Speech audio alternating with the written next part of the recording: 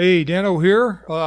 This is another repeat as some of my software programs don't seem to be cooperating with me. I'm using whatever it's called. I can't remember. Alt City, Audio City, whatever, to record my September 25th podcast. I'm in the year 2020, I think. I may be out of my head, but I am Dano, and I am going to be talking about Facebook and one of their upcoming little dillywigs that they are contemplating on October 1st.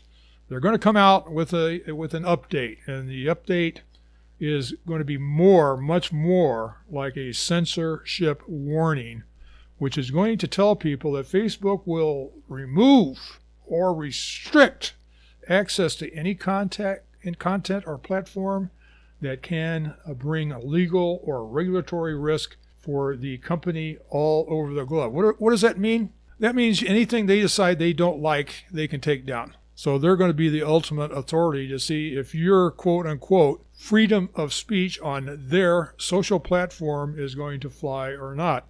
I found that out the hard way recently when I used two very simple terms in response to a post. The response that I had was shoot them.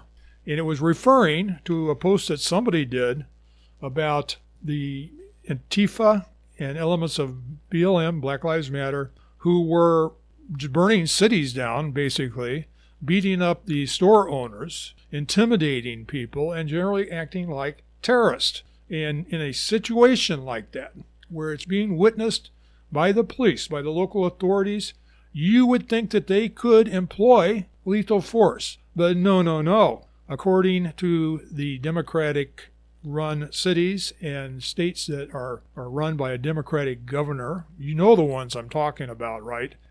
The people that would expect due process, law and order are being denied that, as these roguish terrorist elements are given every break in the world, including a fast turnaround in jail if they actually hurt somebody. So not only is this outrageous, this is going to be a stimulus, I do believe, for a civil war in the near future. And this is no matter what the outcome, because they're not going to stop. These people, they really believe that it's a win-win situation for them, because if they coerce the good Americans of this country into a civil war, they think they're going to be winners because they think there'll be an overthrow. If they lose, they're just going to keep on burning cities and establishing mob rule and just taking over the country that way by implosion. And that is not going to happen, folks. I don't think the American people in the heartland, where it really counts, the good Christian people of this country, the good Muslims, the good Catholics, the good people of any religion are going to allow a group of thugs to dictate this republic, where this republic is headed. Now, if we get a good majority of people that want to turn it into a socialist state, that's fine. Then hopefully some of the states in the center part of the nation will succeed from the Union, and we'll see how that works out. So I really do believe that no matter which way the wind blows, we get Trump reelected for 4 years or we get the Biden and Harris ticket approved, it's going to have to be a landslide in either case. If it's not, the Democrats are going to hem and haw and try to prolong the election cycle all the way into the beginning of next year if possible, and then have some Supreme Court justice like, I don't know, Roberts, adjudicate who the winner is. Either way, it would be chaos. And I think everyone knows that. I think that this was orchestrated. This whole mess was orchestrated by elements of the Democratic deep state in connection and in collusion with the Chinese Marxist government, who bioengineered a virus called COVID-19, released it, and intentionally spread it, thinking that, when you have 1.5 billion people in your population, if you kill off 200 million, it's no big deal, right? In America, that would be a big deal. It would be a real big deal.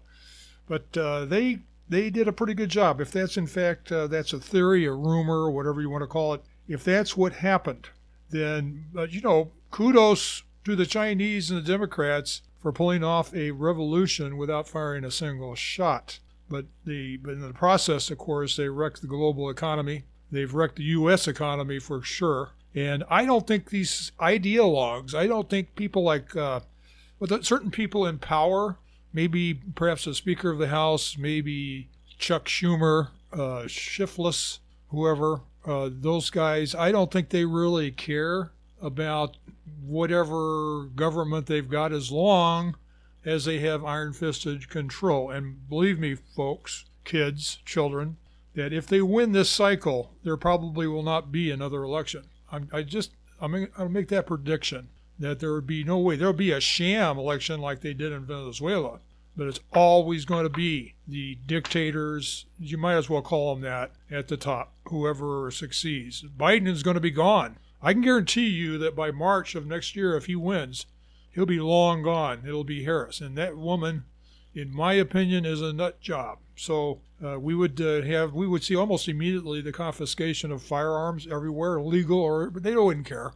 They're just going to take them. Either you turn in your firearm or you go to jail. That's going to be the ultimatum, and screw the First Amendment.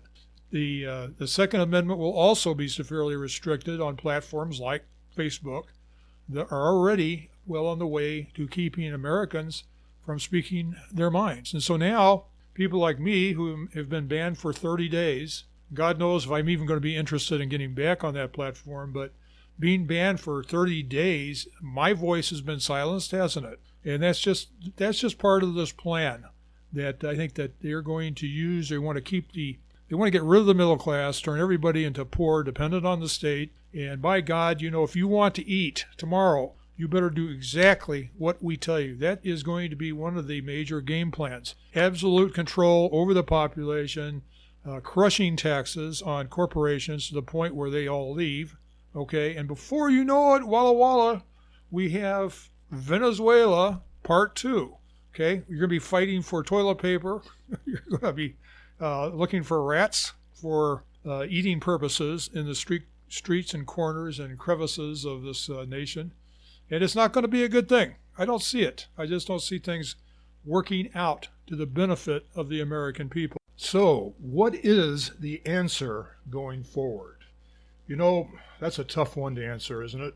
Personally, I feel that the Democrats, not all Democrats, but key Democrats in deep state areas, have done a really fine job of indoctrination in U.S. schools for many decades. This was happening while we conservatives were basically asleep at the switch. And so a cancer of thought was given out to millions of kids across the country who now believe that the United States owes them a living. They really believe that they need, as a generation, to atone for past crimes like slavery, that they need somehow to change the climate, even as other countries like China are continuing to run it at record pace. They believe that we need to bring America down to the level of other second world countries, and that is now a ideological, rampant group mind think that's happening across 2 or 3 generations. It's going to be nearly, in my opinion, impossible for our kids to understand the harsh realities of a poor country. Ultimately, they're going to have to experience it from themselves. As for the rest of us, well, I think we're just going to have to hunker down and try to survive the coming war years. Hey, thanks for listening. I'm Dano, and I'm still crazy.